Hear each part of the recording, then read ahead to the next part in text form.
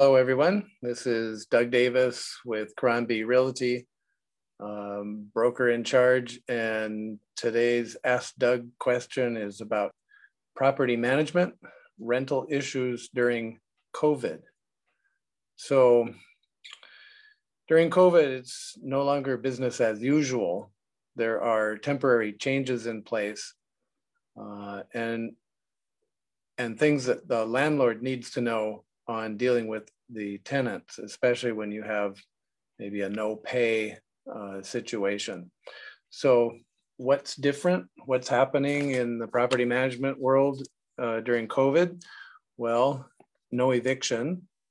That's been suspended. So if you have a tenant not paying, you cannot get them out. You cannot evict them.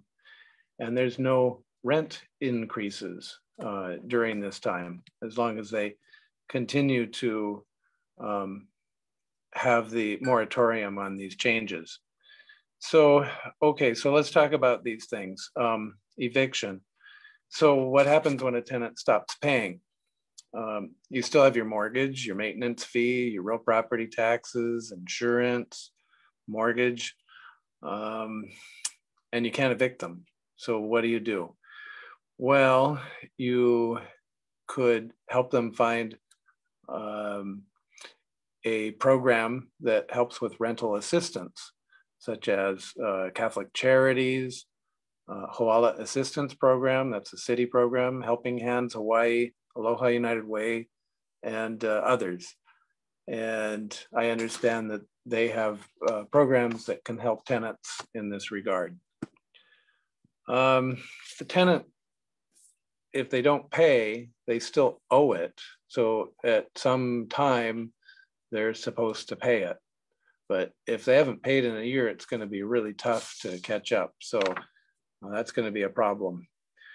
There's other things that a landlord can do, and I'll read these from the edicts that have come out from the city or state, and that's if the tenant is committing waste or a nuisance or is using the dwelling unit for an illegal purpose, you can get them out. Another way is a landlord seeks in good faith to recover possession of the dwelling for immediate use as their own abode or the landlord's immediate family.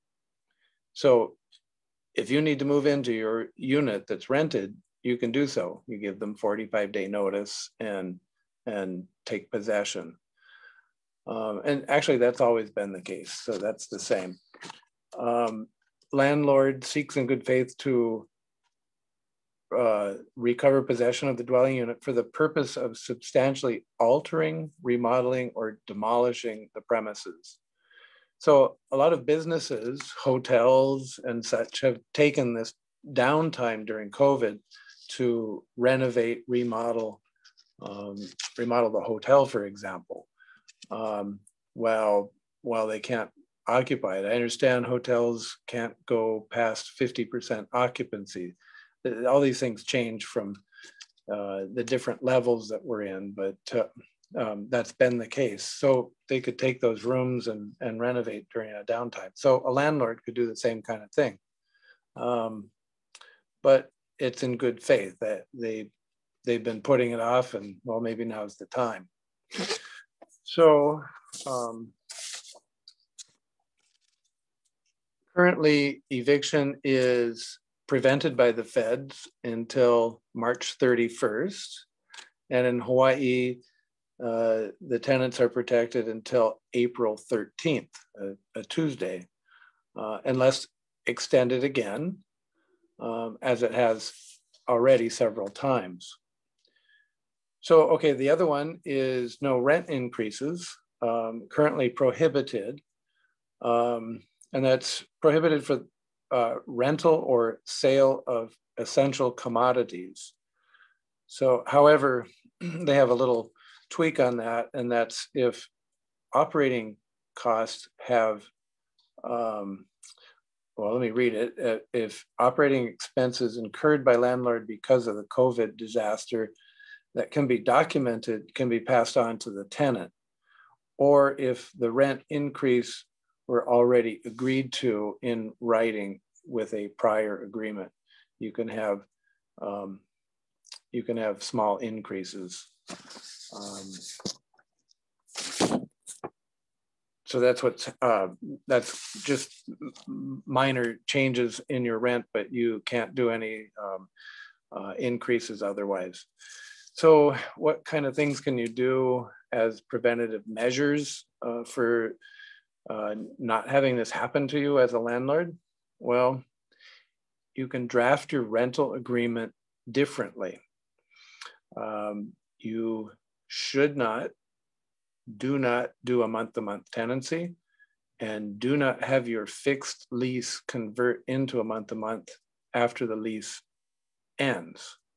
You must have a fixed lease with a exact termination date. So no month-to-month and no extension into a month-to-month. You want to avoid that.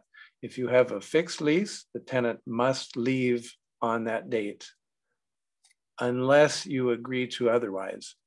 But if you go into what's called a periodic tenancy, which is a month-to-month, then that's essentially in perpetuity. It just keeps on going, right? So you can't get a tenant out.